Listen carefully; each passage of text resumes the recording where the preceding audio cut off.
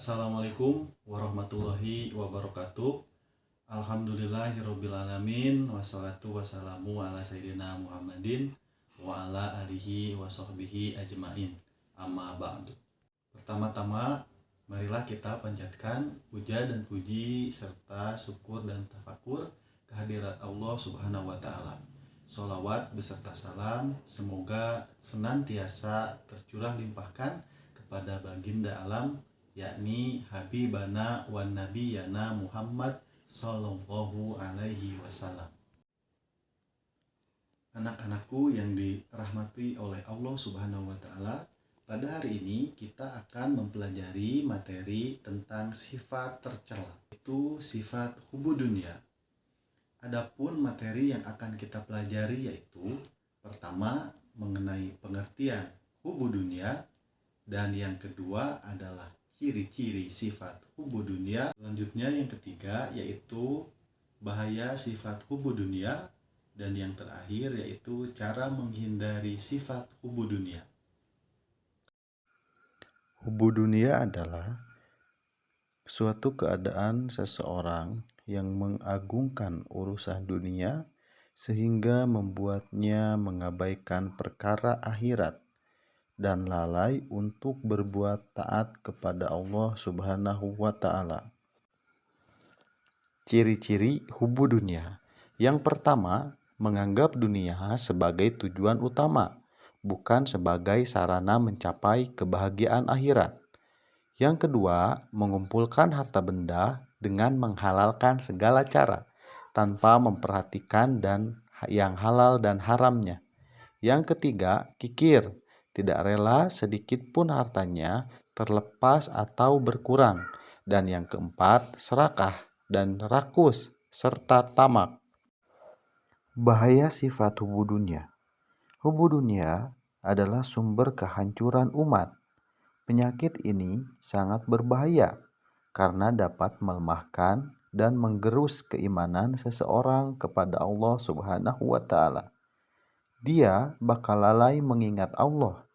Sebagai konsekuensinya, dia akan mudah tergelincir ke dalam pusaran dosa. Cara menghindari sifat hubu dunia. Yang pertama, yaitu selalu bersyukur atas apa yang kita miliki. Yang kedua, rajin bersedekah kepada orang yang membutuhkan. Yang ketiga, selalu menjauhi iri dan dengki atas nikmat yang orang lain miliki. Yang keempat, selalu merasa cukup atas apa yang dimiliki.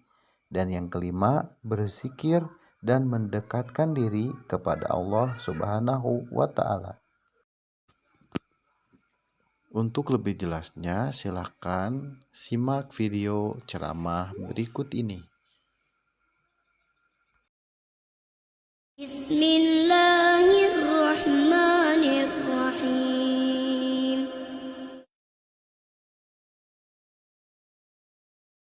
Apa itu wahan?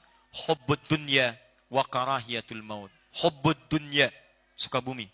Wa karahiyatul maut, cinta pada dunia yang berlebihan. Wa karahiyatul maut, dan tidak siap untuk wafat, benci untuk meninggal. Tidak siap wafat. Hubbud dunya, kecintaan pada dunia mengalahkan segalanya. Ngalahkan adzan, jangan yang tinggi-tinggi dulu. Allahu Akbar, Allahu Akbar. Sudah siap. Tiba-tiba, dimulai pertandingannya. Liverpool melawan Real Madrid.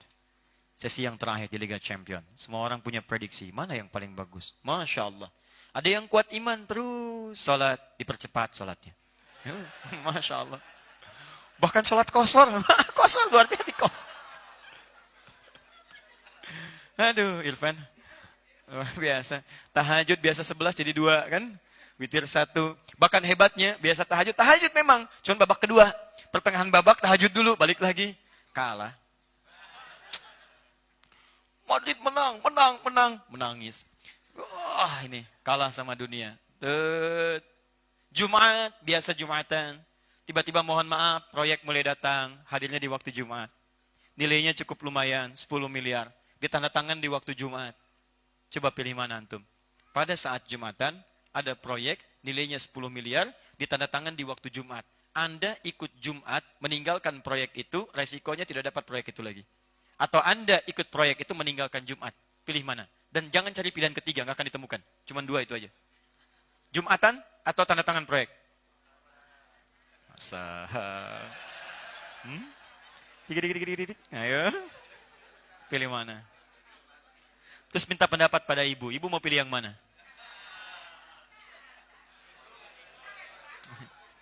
Ya, suami ibu minta pendapat pada ibu. Lihat cek. Teman-teman, lihat baik-baik kan? Fokus. Di sini tingkat ujiannya. Orang yang paham. Anda yakin dengan Quran?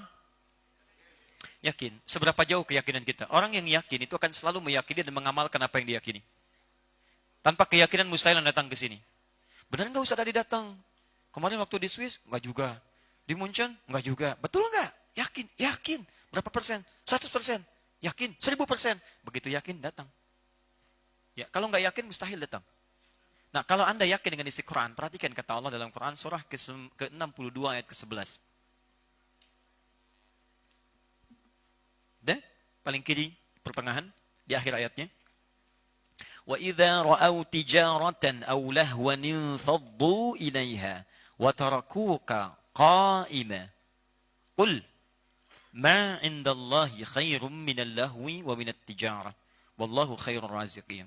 Saya kasih gambaran begini, teman-teman, satu saat dari awal-awal masuk Islam, di masa-masa Islam, di awal-awal ibadah Jumat, iman belum kuat seluruhnya, Nabi sedang berkhutbah, tiba-tiba datang kafilah.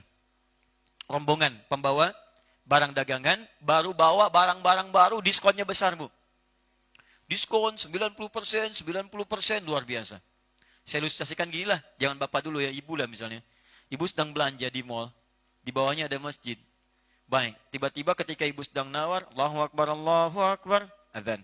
Ibu teruskan nawar atau salat dulu? Alhamdulillah. Nah, sekarang lihat, belum selesai. Nah, pertanyaan berikut ini akan membuat kaget. Sama dengan ledakan balon yang tadi kemudian terjadi. Perhatikan sini. Begitu ibu mau ke masjid, di perjalanan tiba-tiba suara mic berbunyi. Diskon 90%, 90% pada barang yang akan ibu beli. Pertanyaan saya, ibu kejar dulu diskonnya atau ibu tunaikan sholat ke masjid? Oh. Lihat ya. Ini yang menyebabkan, jangankan dijawab, sebelum dijawab, balon kaget meledak tuh. Ini yang jadi masalah. Diskon, sudah kalah. Hubud dunia. Sama. Zaman Nabi awal-awal, iman masih lemah. Ketika kemudian Nabi sedang berkhutbah, masih berdiri di mimbar, qaimah. Tiba-tiba datang kafilah, diskon, keluar. Ditinggalkan Nabi, tersisa 12 orang. Maka turunlah ayat ini. Wa idza ra'au tijaratan aw lahwan infaddu ilaiha wa tarakuka qa'imah. Muhammad, mereka itu masih lemah iman. Kamu sedang berdiri khutbah, tiba-tiba mereka mendengar, melihat kafilah, mereka datang untuk berbisnis, berdagang. Padahal bisnis dengan Allah itu yang jauh lebih dahsyat. Katakan pada mereka yang masih cinta dengan dunia, ma indallahi khairum minal lahwi wa minat tijarah. Apa yang aku siapkan, jika mereka mengejar nilai-nilai yang telah aku tetapkan, aku akan ganti lebih baik dari apa yang mereka bayangkan sekarang. Anda kira Anda bisa mendapatkan 10 miliar. Mohon maaf teman-teman, begitu berjalan, dibikin macet oleh Allah. Macet, nyampe ke sini terlambat juga.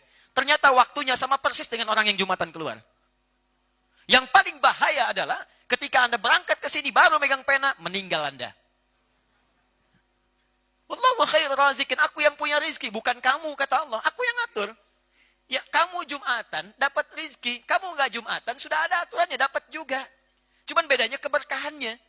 Kamu ikuti aku tambah keberkahan dalam rizkimu. Aku yang punya, bukan kamu. Rizki kamu itu sudah jelas aku atur. Yang belum jelas itu surga kamu. Itu masalahnya. Nah, pada orang-orang seperti ini akan terjadi orang-orang yang tega meninggalkan Jumat. Bahkan ada yang tega meninggalkan sholat. Ada yang menukar surganya dengan hanya urusan dunia yang kecil. Padahal dia ketika wafat, dia tidak akan punya pernah kesempatan untuk kembali lagi. Banyak dikisahkan riwayat orang-orang ahli kubur ingin kembali. Tahukah Anda para syuhada? Ketika mereka wafat, permintaan pertama apa? Ketika dibangkitkan, pengen balik lagi ke dunia. Kenapa? Pengen syahid lagi. Pengen syahid lagi. Saking banyak kenikmatan yang didapatkan. Pengen balik lagi. Pengen balik lagi. Seorang ibu yang merawat anak-anaknya, bagian dari pekerjaan syuhada. Kalau meninggal, wafat syahid. Ayah yang mencari nafkah dengan keimanan kepada Allah, bagian dari perjuangan jihadnya, wafat syahid. Anda yang belajar kalau diniatkan untuk mengamalkan nilai-nilai keislaman dengan baik, ilmunya dipakai untuk bukan cuma sekedar dunia. Ayo Anda yang di teknik sipil, bangun jalan, niatkan karena Allah, dipakai jalan itu oleh orang sholat, oleh orang berhaji, Anda dapat pahalanya. Bangun gedung, desain dan musolanya, orang sholat itu Anda dapat pahalanya. Kalau cuma bangun gedung, jangankan Anda, anak keduluan, yang gak beriman pun bisa bangun itu. Kalau cuma bangun jalan sudah banyak yang mengerjakan itu, bukan cuma Anda. Jangan jadi jagoan merasa hebat ketika bangun sesuatu. Ada yang sudah lebih hebat dibanding Anda. Kalau cuma bangga kedudukan, Qarun lebih jagoan. Tapi kalau Allah memuliakan seseorang karena kedudukan, maka mohon maaf, Fir'aun akan diangkat lebih duluan. Kalau kedudukan itu melekat pada harta, dan Allah memuliakan seseorang karena hartanya, maka Qarun akan diangkat lebih duluan. Kalau cuma masalah kepintaran, Haman lebih jagoan. Dia bikin arsitektur piramid yang sekarang belum ada tandingannya. Hebat. Tapi apakah mereka mulia? Tidak, tenggelam. Satu di laut, satu di darat. Itu dua sejoli itu, Fir'aun dengan Qarun. Dua sejoli, betul, sama-sama bersamaan. Di waktu yang sama. Fir'aun musuhnya Musa, Qarun itu tinggal di masa Musa. Quran surah 28 ayat 76. Inna Qaruna kana min qaumi Musa, fabagha alaihim. Qarun hidup di zaman Musa, sombong dengan hartanya. Sombong dengan harta disebut bagha. Sombong dengan kedudukan disebut tagha. Nabi Musa diminta dakwah kepada Fir'aun, idzhab ila fir'auna innahu tagha, sombong dengan kedudukan. Di sekarang kalau ada orang punya kedudukan, dititipi oleh Allah, pengen ikutan sombong, telat dia. Keduluan oleh Fir'aun. Dan Fir'aun itu lebih jagoan. Lihat pasukan banyak, ngaku Tuhan, ana rabbukumul a'la. Ngaku Tuhan, pasukan banyak, hobi bunuh orang, Anda siapa? Pasukan gak ada, ngaku Nabi gak pernah. Ya pengen jadi jagoan, telat. Ya, kaya juga sama. Lihat Qarun. Wa inna mafatihahu latanu bil usbah. Kunci-kunci berangkasnya nggak sanggup dipikul oleh bodyguard yang jalan bersamanya. Jadi kalau Qarun itu jalan, di belakangnya bodyguard, bukan untuk menjaga bodinya dia. Bukan, tapi hanya untuk ngangkat kunci berangkasnya begini. Sekarang Qarun seakan ingin mengatakan, "Hei, mau nyuri saya, curi aja. Dia aja nggak sanggup bawa kuncinya." Jalan tuh. Wah, hebat, kaya, sombong. Tapi kayaknya jelas, kayaknya banyak tuh. Sombong dia, jalan. Apa yang terjadi? Ditenggelamkan oleh Allah, habis. Tapi habisnya dia, selesai semua. Hartanya masih disebutkan. Mau kemana Pak? Samudra Atlantik. Ngapain nyari harta? Harta siapa? Qarun. Dicari. Terus Anda pengen ikutan? Aduh. Saya tanya pada ibu, kalau ibu punya berangkas, satu aja, kuncinya disembunyikan atau dipublikasikan. Berangkas satu Pak, dipoto begini, ceklik. Aduh. Kunci berangkas saya, cari masalah. Terus baru punya satu pengen ikutan sombong. Jalan. Ada yang pakai Lamborghini, pakai Lamborghini itu. Japit, macam-macam. Pengen ikutan sombong. Udah gak kayak Qarun, harta gak dicari-cari, di samudra gak ada. Pengen ikutan, telat dia. Ini gak ada faidahnya. Jadi kalau antum ingin memulai, ayo teman-teman. Nah ini masalah pertama, hubud dunia. Persaingan antar dunia kadang-kadang melahirkan hal yang buruk. Tapi yang paling berbahaya adalah, tadi, terpecah-pecah sampai muncul tindakan kriminalitas. Anak-anakku yang dirahmati oleh Allah Subhanahu wa Ta'ala, demikianlah materi tentang sifat hubud dunia. Mudah-mudahan kita selalu ada dalam keberkahan dan dalam lindungan Allah Subhanahu wa Ta'ala, serta dijauhkan dari sifat-sifat hubud dunia. Terima kasih. Wassalamualaikum warahmatullahi wabarakatuh.